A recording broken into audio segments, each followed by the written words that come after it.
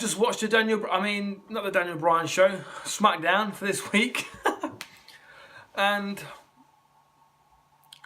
the biggest news and pretty much the only noteworthy thing that happened was Daniel Bryan related. So I'm not going to go through the show in the normal order. I'm going to leave all the Daniel Bryan stuff to the end because that's the only thing worth talking about, in all honesty. We'll start the show with Daniel Bryan, but I'll discuss that later on. The first match was a rematch from Fastlane, Rusev versus Nakamura. It was a waste of time. It didn't need to be Rusev and Aiden English. It could have easily been Gable and Benjamin. Have one of them face Nakamura, just swap them places out. Didn't need to see Rusev get beat on TV again. It didn't do anyone any favour. It didn't really progress the story at all, really. After the match, Nakamura got beat down by Rusev Day. AJ Styles was slow to help him, but in the end, Nakamura didn't need the help. AJ Styles didn't get involved. And in the segment backstage, Nakamura basically said, "Oh, I didn't need you out there anyway," and he's going to beat AJ with the knee to the face. And I just wish, I'm not going to go into it because I really want to dive into the Daniel Bryan thing later, but I just wish that they'd some way acknowledge the history these two have got. Because, the WWE title and AJ and Nakamura really took a back seat on this week's SmackDown. But I wish they'd acknowledge the history to some degree. But anyway, moving on. The next match was an absolute fucking waste of my time and your time and the wrestlers' time. It was Baron Corbin versus Ty Dillinger. It was fucking bollocks. There was a mega botch towards the end of the match. I rewatched it like 3 or 4 times because I couldn't decide whose fault it was. But in the end I decided it was both faults. Because Baron Corbin caught Ty Dillinger from a crossbody. He then went to put him into an end of days, which would have looked pretty cool. But somehow one of them fucked it. I don't know how. I couldn't tell who, but one of them fucked it. And Baron Corbin just showed his inability to be innovative because he didn't know how to save it, and instead he just chucked Ty Dillinger out the ring. He then followed Ty out the ring to chuck him back in the ring to then hit him with end of days. So it was a fucking complete waste of time. Let's move on. Charlotte and Natalya, 1-on-1. The match was fine. Nothing special. It was just fine. Carmella attempted a cash-in, which was really strange. I don't know if they're trying to hint that Carmella might be getting desperate or running out of time. I don't know, but it was really strange because it was only 3/4 of the way through the match. It wasn't a particularly grueling match or anything like that. Carmella's cash-in failed, but during the cash-in attempt, the distraction gave Natalya a roll-up win. That's it, really. Moving on. The Usos had a fucking awesome promo because they are the Usos. They are fucking brilliant. They are on the top of the game at the minute. I would, with great confidence, put the Usos up there with best promos in the company. Up there with The Miz, John Cena, and Paul Heyman when it comes to just beating out a promo. And one of the Usos had a singles match with Luke Harper. It was good enough. Harper got the win, decapitated one of them with whichever one it was with a clothesline. Just the Bludgeon Brothers looking dominant and strong and powerful. The Usos are still bandaged up and beaten. So that we've yet to confirm what the tag match is going to be at WrestleMania, but I imagine it's a triple threat. Speaking of unconfirmed triple threats, the US title, Orton, Jinder and Rude had a standoff and literally fucking nothing happened. It didn't really progress the story in any way. Orton told Jinder that he sucked and he didn't do anything. He wouldn't get anywhere without the Singh brother there to help him. And it was just, there's nothing more to say about it. It was just nothing really. Speaking of nothing, this was more nothing. Women's tag, Naomi and Becky took on Sarah Logan and Liv Morgan. I watched it about an hour and a half ago. I do not remember who won. Honestly, I've not got a clue. I'm going to guess it was Becky. I'm going to guess. I can't really remember, but it doesn't matter because it means fucking nothing anyway.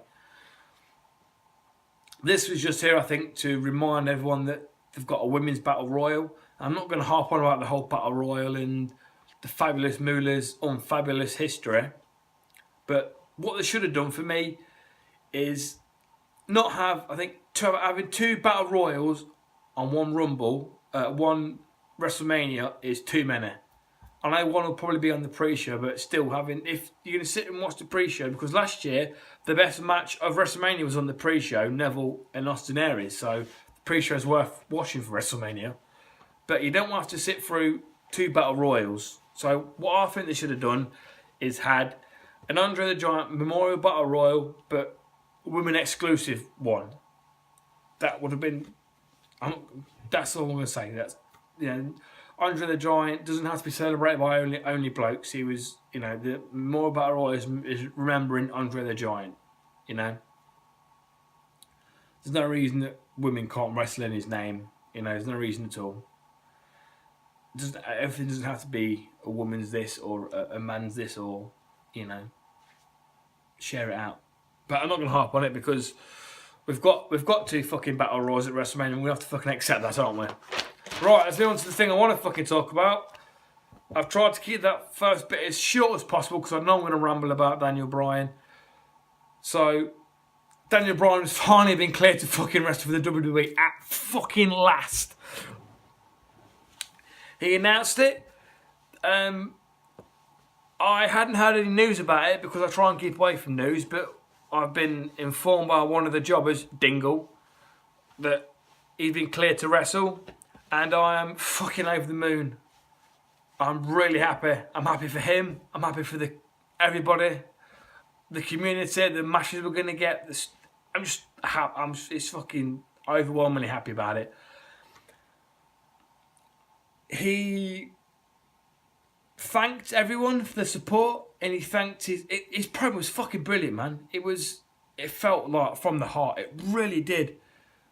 I can't express how much it felt like. It was just really just spilling his guts out, spilling his heart out. Sorry.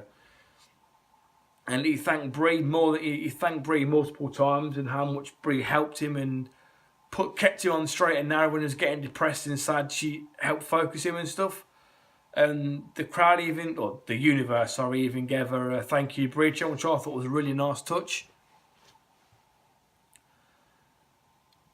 And he didn't say when his match was going to be, but as soon as he said he didn't know when, everyone started chanting about WrestleMania. And honestly, I've never wanted to see a human being point at a WrestleMania sign more than I wanted to see Daniel Bryan point at a WrestleMania sign.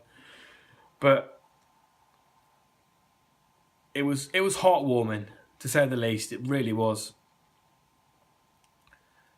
And that was the first part of the show. The last part of the show ended with Daniel Bryan as well.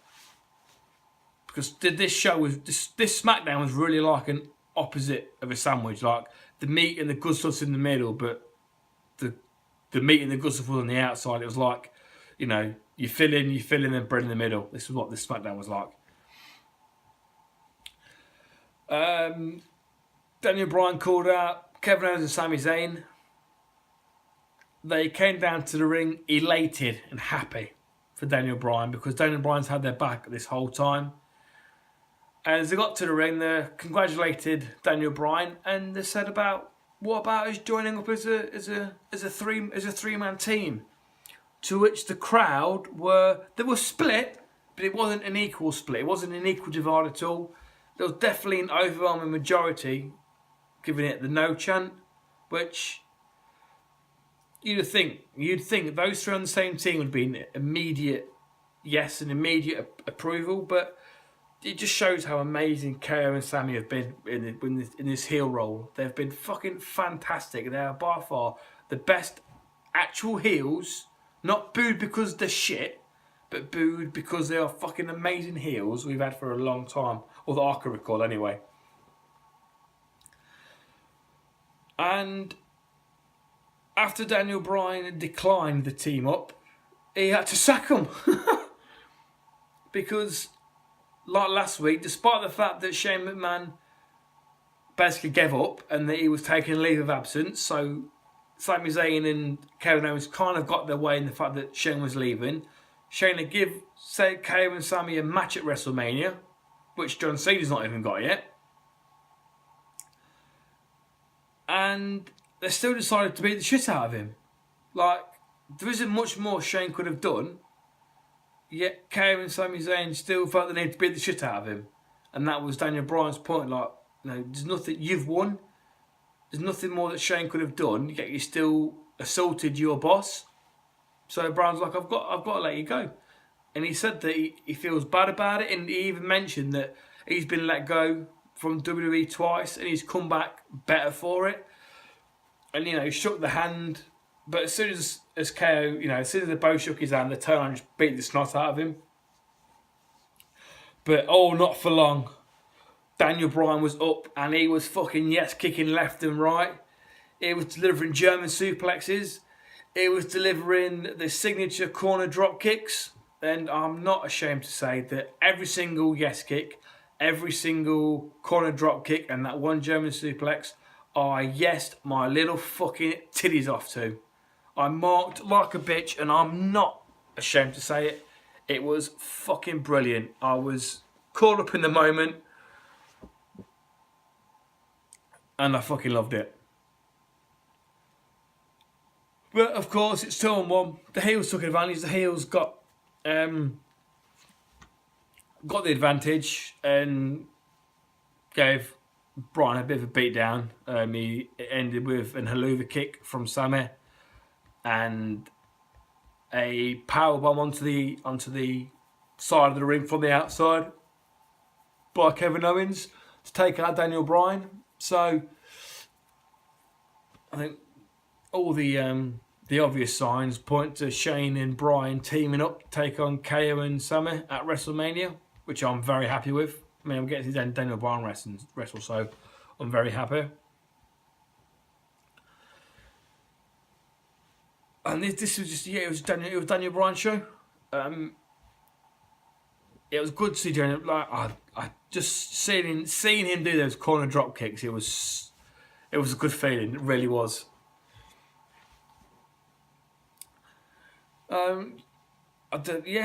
Just a lot of yes. It was the Daniel Bryan show. Kane and Sami again were brilliant. When they were beating on Daniel Bryan, they were fucking definitely booed. Definitely. I'm looking forward to what they do next with them. I mean, one thing I'll say about the Daniel Bryan thing is, he mentioned in his promo at the start of the show that he'd been seen by so many neurosurgeons? Brain doctors, let's just call them. And a lot had cleared him, because Brie was telling him to go and see this specialist, then see another one, then as he was getting cleared, he then asked WWE to review his case. And I don't know if this was always the plan, because it's always seemed as kind of make it up as we go along. But it's been fun. It's kept me. I mean, I'm happy now because I'm pretty sure I know what it's leading to. But during the time, it's like, well, what are we doing with this? I mean, but if they would have announced, cleared him, if WWE would have cleared him like a month ago, then that is nearly a 2-month wait we've got to see him wrestle again. And I think that'll be too much of a wait, because the sooner it's cleared, the sooner we want to see him wrestle. And if we know he's been cleared, then why isn't he wrestling? But the fact that he's now been cleared, he's got a few weeks away to Mania, makes sense that he's going to return at WrestleMania. Makes perfect sense. I don't know if WWE, if when Bryan was getting cleared by these other brain doctors, if WWE were thinking, right, well, these other doctors are going to clear him, then ours probably will too. But we won't clear him yet, because we need to, we want to wait. We don't want him to be cleared so we don't want to keep the fans waiting when he could be wrestling. You know, and they know about it, I suppose. So just a thought I had. But either way, we've got Daniel Bryan back, and WrestleMania is looking stronger and stronger. Every match now, no, it's not been announced, I suppose, but it's looking like the card is looking pretty strong this year. I mean, apart from the double battle royal, which I'm not greatly happy about, but they might both be good. Who knows? But we'll see. But for the most part, the card looks really strong, especially the SmackDown side. The SmackDown side is really providing some big matches. And I think the SmackDown side really might dominate WrestleMania, in all honesty. But one last note. As Daniel Bryan is now cleared to wrestle, I don't think Shane.